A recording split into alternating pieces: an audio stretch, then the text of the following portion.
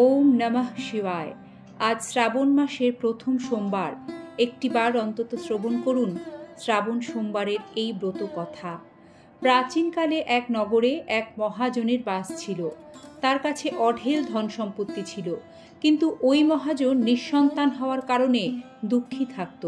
প্রতি সোমবার উপবাস রেখে শিব পার্বতীর পুজো করত ওই মহাজন। পার্বতী তার ভক্তিতে প্রসন্ন হয়ে শিবের কাছে ওই মহাজনের মনস্কামনা পূর্ণ করার আবেদন জানান। শিব জানান, হে পার্বতী, এটি মহাজনের ভাগ্য লেখা রয়েছে। কিন্তু পার্বতী শিবের এই কথা স্বীকার করতেই চান না এবং মহাজনের ভক্তি সম্মান রাখার আবেদন জানাতে থাকেন দেবাদিদেব মহাদেবের কাছে। শিব মহাজনকে পুত্র লাভের আশীর্বাদ দেন, কিন্তু তার পুত্রকে শুধুমাত্র 12 বছরের আয়ু দেন মহাদেব। এই কথা শুনে মহাজন খুব একটা আনন্দিতও হন না এবং তিনি দুঃখও পান না। সে শিবের পুজো বন্ধ করে না, নিয়মিত সোমবারের উপবাস রাখত ও ব্রত কথা শুনত। শিবের আশীর্বাদে মহাজনের ঘরে একটি ফুটফুটে পুত্র সন্তান জন্মগ্রহণ করল। ছেলে 11 বছরের হয়ে গেলে মহাজন তাকে কাশী শিক্ষা গ্রহণের জন্য পাঠালো। মামার সঙ্গে কাশীর উদ্দেশ্যে রওনা দিয়ে মহাজনের ছেলে সেখানে গিয়ে শিক্ষা গ্রহণ করতে শুরু করলো। মহাজন নিজের ছেলেকে ধন দিয়ে বলেন, পথে যজ্ঞ করো, যেখানে যজ্ঞ করাবে সেখানে ব্রাহ্মণদের ভোজন করাবে এবং দক্ষিণা দিয়ে অগ্রসর হবে। দুই মামা ভাগ্নে এভাবেই যজ্ঞ করাতেন এবং ব্রাহ্মণদের দান দক্ষিণা দিয়ে কাশীর দিকে অগ্রসর হতে থাকেন। পথে এক নগর আসে। সেদিন সেখানে রাজার কন্যার বিবাহ হচ্ছিল, কিন্তু যে যুবরাজের সঙ্গে রাজকন্যার বিবাহ ছিল সেই পাত্র ছিল কানা। যুবরাজের বাবা নিজের ছেলের এই প্রতিবন্ধকতার কথা লুকিয়ে একটি ফন্দি এঁটেছিল। মহাজনের ছেলেকে দেখে তিনি মনে মনে ঠিক করেন এই ছেলেকেই বর সাজিয়ে রাজকন্যার সঙ্গে বিবাহ করিয়ে দেবেন। বিবাহের পর মহাজনের ছেলেকে অর্থকড়ি দিয়ে বিদায় করিয়ে দেবেন এবং রাজকুমারীকে নিজের রাজ্যে নিয়ে যাবেন।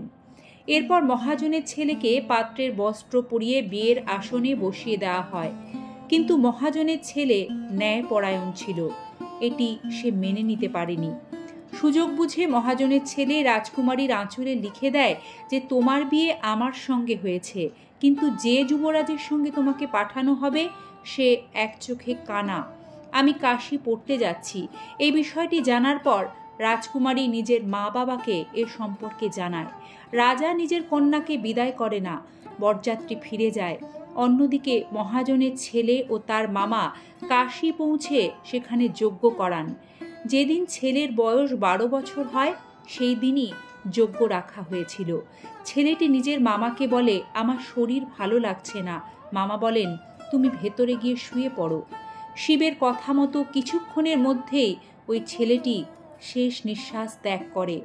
মৃত ভাগ্নেকে দেখে মামা বিলাপ শুরু করেন। সেই সময়ই শিব ও পার্বতী সেদিক দিয়ে যাচ্ছিলেন। পার্বতী বলেন, প্রভু, এর কান্নার স্বর আমি সহ্য করতে পারছি না, আপনি এই ব্যক্তির কষ্ট দূর করুন। পার্বতীর আবেদনে শিব মৃত বালককে জীবিত হওয়ার আশীর্বাদ দেন। শিবের আশীর্বাদে সেই বালক জীবিত হয়ে যায়। শিক্ষা সমাপ্ত করে সে নিজের নগরের উদ্দেশ্যে রওনা হয়। পথে পুনরায় সেই নগরে পৌঁছায় যেখানে রাজকন্যার সঙ্গে তার বিয়ে হয়েছিল। সেই নগরেও যজ্ঞের আয়োজন করে তাঁরা। ছেলেটির শ্বশুর তাকে চিনে যায়। তারা আপ্যায়ন করে নিজের মেয়েকে তার সঙ্গে বিদায় জানায়। এদিকে মহাজন ও তাঁর স্ত্রী অভুক্ত অবস্থায় ছেলের প্রতীক্ষায় বসে থাকেন। প্রতিজ্ঞা করেছিলেন তারা ছেলের মৃত্যু সংবাদ যখনই পাবেন সাথে সাথেই তাঁরাও প্রাণ ত্যাগ করবেন। কিন্তু ছেলের জীবিত হওয়ার সংবাদ পেয়ে অত্যন্ত আনন্দিত হয়ে পড়েন তারা। সেই রাতে মহাজনের স্বপ্নে এসে দেবাদিদেব মহাদেব বলেন, হে শ্রেষ্ঠী, আমি তো সোমবারের উপবাস ও ব্রত পালনে সন্তুষ্ট হয়ে ছেলেকে দীর্ঘায়ুর আশীর্বাদ প্রদান করেছি। যে ব্যক্তি শ্রাবণ সোমবারের উপবাস করে নিষ্ঠার সাথে এই ব্রত কথা শোনে তার সমস্ত দুঃখ দূর হয় এবং সমস্ত মনস্কামনা পূর্ণ হয়। শ্রাবণ মাসে মহাদেবের পুজোয় তিল অর্পণ করে মহামৃত্যুঞ্জয় মন্ত্র উচ্চারণ করলে দ্রুত সুফল পাওয়া যায়। শরীর থেকে সমস্ত রোগ দ্রুত নিরাময় হয়ে যায়। শ্রাবণ মাসের ব্রত পালনের সময় অবশ্যই এই বিশেষ বিষয়গুলো আপনারা মাথায় রাখবেন। উপবাসের আগের দিন একবেলা নিরামিষ আহার গ্রহণ করার রীতি রয়েছে, একে পারণ বলা হয়। পারণের দিন একবেলা সেদ্ধ খাওয়ার রীতি রয়েছে। এদিন কোনো ফোড়ন দিয়ে রান্না করা খাবার খাওয়া নিষিদ্ধ। খাবারের পাতে এদিন লবণের পরিবর্তে সন্ধব লবণ ব্যবহার করা উচিত। উপবাসের দিন সকালবেলায় স্নান সেরে 4 প্রহরে শিবলিঙ্গে জল ঢালা উচিত। একজন ব্রতীর ভুল করেও ব্রতের পূর্ণ ফল পেতে ভাত ও রুটি কখনোই শ্রাবণ সোমবারে খাওয়া উচিত নয়। আপনারা এর পরিবর্তে পানি ফলের আটা থেকে তৈরি পুরি খেতে পারেন, ফলাহার সবচেয়ে উত্তম। এবং যারা ব্রত করছেন উপবাসের দিন ভুল করেও দুধ ও বেল কিন্তু মুখেও তুলবেন না। শিবের অপর নাম ভোলানাথ। তিনি শীঘ্রই প্রসন্ন হন। জল ও একটি নিখুঁত বেলপাতা অর্পণ করলেই তাকে প্রসন্ন করা যায়। শ্রাবণের সোমবারে সকালে তাড়াতাড়ি উঠে স্নান করে শিব মন্দিরে যাবেন এবং শ্রাবণ ব্রত যারা পালন করছেন মহাদেবের সাথে মাতা পার্বতীর পুজো কিন্তু অবশ্যই করতে হবে। তা না হলে কিন্তু ব্রত অসম্পূর্ণ থাকে। শিবকে জলাভিষেক করার সময় শিব মন্ত্র জপ করতে ভুলবেন না। অশোক সুন্দরী, গণেশ, কার্তিককেও কিন্তু অর্থাৎ শিব পরিবারের বন্দনাও কিন্তু করতে হয় এই শ্রাবণ ব্রতে। মহামৃত্যুঞ্জয় মন্ত্র ওম ত্রয়ম্বকম যজামহে সুগন্ধিং পুষ্টিবর্ধনম উর্বারুকমিব বন্ধনান মৃত্যুর্মুক্ষীয়মামৃতাৎ। শ্রাবণ মাসের প্রত্যেকটি সোমবারে শিব পুজোর নিয়ম কিন্তু আলাদা আলাদা। প্রথম সোমবারে কোন শস্য ও ফুল অর্পণ করলে আর্থিক উন্নতি হয় সে নিয়ে ইতিমধ্যেই আলোচনা করা হয়েছে। আগামীতেও এইভাবেই পরের সোমবারগুলোতে আপনারা কোন শস্য ও ফুল অর্পণ করবেন তা নিয়েও জানাবো বিস্তারিত।